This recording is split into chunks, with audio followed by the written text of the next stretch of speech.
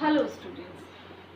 So let's start without wasting time because our time is very precious, especially in this lockdown period. ठीक है? तो our second lesson, institutional representation of democracy is going on. Last time we have discussed about the election.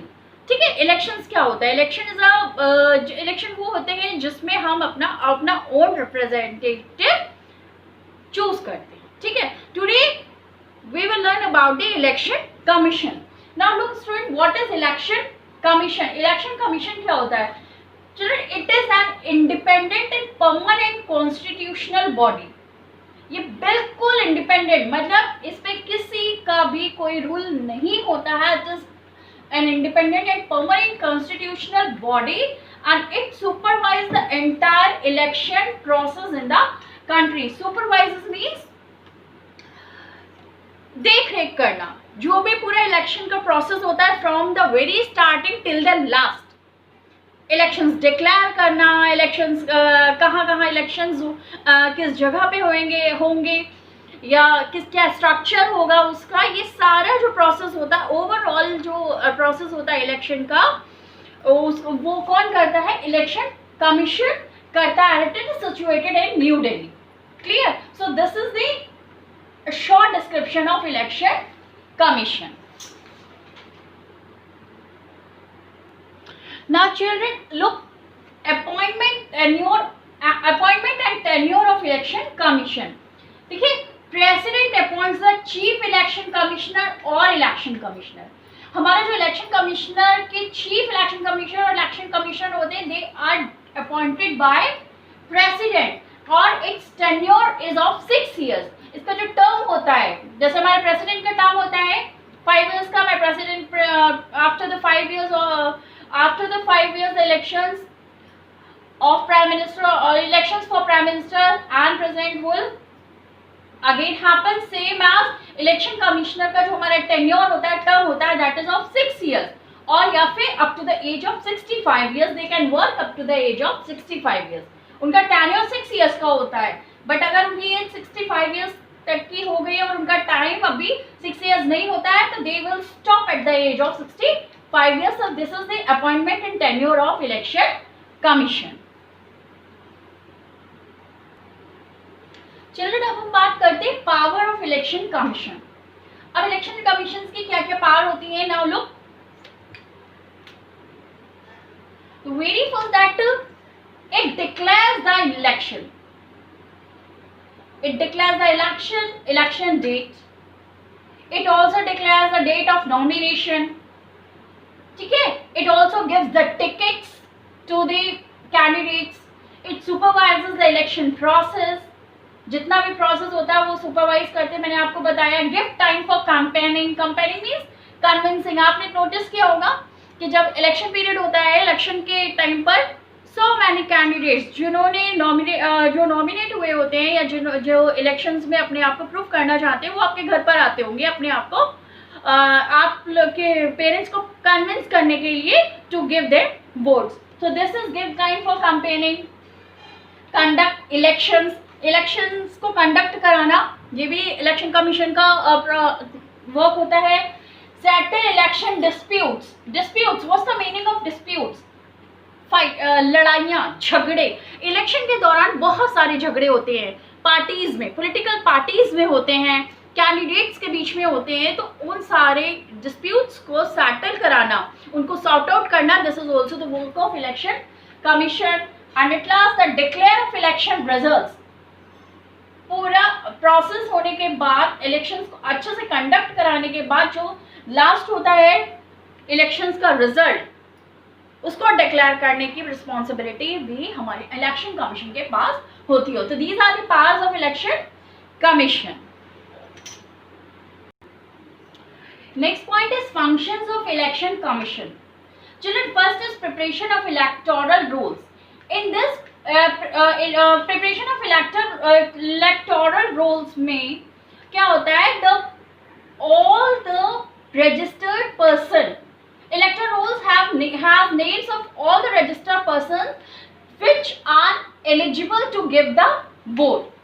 इसमें उन सारे लोगों के names होते हैं जो जिन्होंने अपने वोट देने के लिए रजिस्टर कराया होता है. तो according to this they they are allowed to give their vote. Only those people with their names on the electoral roll are allowed to vote. जिनके names इसमें होते हैं only they are allowed to give the vote. ठीक है.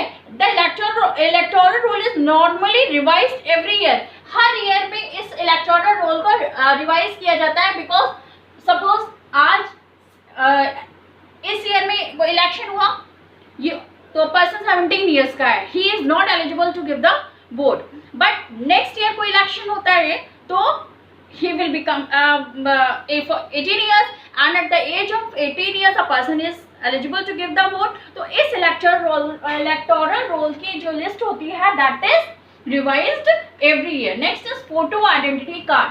Photo identity card is very must. Without this identity card a person is not allowed to give his or her vote. आपके पास तो नहीं होगा, but go to your parents or go to your grandparents, और जो भी आपके घर में 18 years से above का है, go to them and send and ask them, tell them to show you the photo identity card by which they gave their vote. ठीक है. Photo identity card is very must to give the vote. Next is printing of ballot papers. Printing of ballot paper एक paper होता है जिसमें जितनी भी parties ने, जितने भी कैंडिडेट्स होते हैं, उनके नेम्स होते हैं, उनका सिंबल होता है, और जिस पर्सन को, जिस कैंडिडेट को वोट देना होता है वहां पे वो स्टैंपिंग करता है.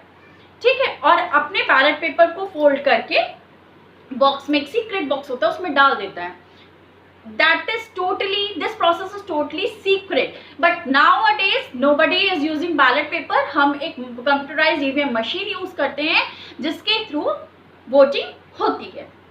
Next is polling station. Polling station कहाँ होना चाहिए, कौन कौन सा होना चाहिए. इन पोलिंग स्टेशन में स्पेशली ध्यान रखा जाता है कि आपके घर के आसपास का एरिया ही पोलिंग स्टेशन हो, जिससे कि आपको कोई दिक्कत नहीं होना चाहिए. मोस्टली पोलिंग पब्लिक इंस्टीट्यूशंस हैं और स्कूल्स हैं, कम्युनिटी हॉल्स हैं, इस तरीके की जगह जो होती है पोलिंग स्टेशंस बनाई जाती हैं. ठीक है. Next is polling. अब पोलिंग में क्या होता है, in the polling station the electoral is checked against the electoral roll and given a ballot paper और ईवीएम मशीन. पोलिंग बूथ पे एक एक कैंडिडेट को उठाया जाता है.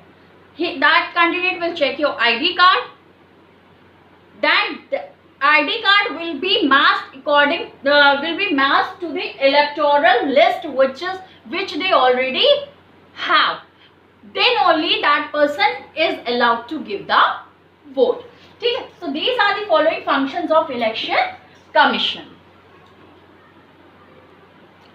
Children, when your parents came back at home, they always have a mark on the index finger of left hand, which is the index finger.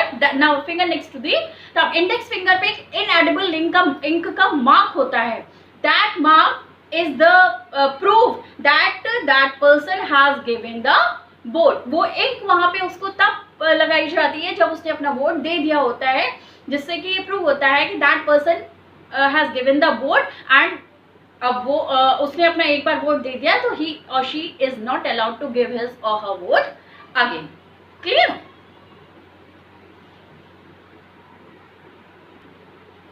Children, our next topic is political parties. अब देखिए political parties क्या होती हैं. It is an organized body of people who share certain common principles and goals regarding the political system of a country. ठीक है. अब in the main purpose of political party is to acquire and retain political power, और mostly the conduct of election in India is largely depend on the behaviour of the political party. Political party के behaviour पे बहुत कुछ depend करता है. If the but obvious है कि जिसका बिहेवियर अच्छा होगा आप उसी की तरफ अट्रैक्ट होगे. ठीक है. So many political parties in our country is running on. ठीक है. और जिसकी जो पॉलिटिकल पार्टीज को ज़्यादा फेवर मिलता है वही हमारी गवर्नमेंट हो जाती है, और that is known as are ruling parties. जैसे BJP, Congress, Baspa, Sapa, these all are political parties, and few of the political parties are known as regional political parties, and few of the political parties are known as national political parties. Now, what are these national political parties and what are regional political parties? This we will discuss in the next class. ठीक है, आज की class यहीं over करते हैं. Whatever I teach you today, whatever I taught you today, just open your book, read out the whole subject matter and try to understand. And it is only possible when you listen and watch the video very carefully. Even then, if you have any type of doubt, if you have any types of confusion, you can free to call me. I'm always there for you. We will meet soon in next video with another topic. Till then, goodbye.